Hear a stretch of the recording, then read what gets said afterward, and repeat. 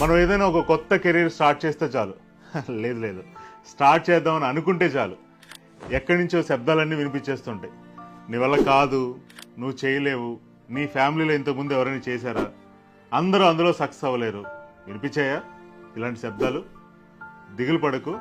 నువ్వు ఒక్కడు మాత్రమే కాదు, ఇప్పటి వరకు భూమి మీద ఆయా రంగాల్లో సక్సెస్ అయిన వాళ్ళందరికీ కూడా మొదటి దశలో ఇలాంటి శబ్దాలే, ఇలాంటి మాటలే వినిపించాయి. కానీ గుర్తుపెట్టుకో, ఆ సమయంలోనే నువ్వు తీసుకున్న డెసిషన్ యొక్క బలం తెలుసు.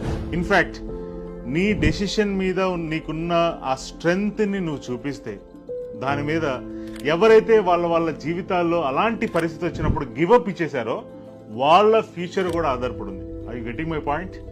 అయితే అది స్ట్రెంగ్త్, ఆ బలంగా ఉండాలంటే ముఖ్యంగా 3 పాయింట్స్ అండి. ఒకటి, మీరు ఆ కెరీర్లోకి అడుగు పెట్టిన తర్వాత మీరు అనుకుంటున్న రిజల్ట్స్ వస్తాయా? మీరు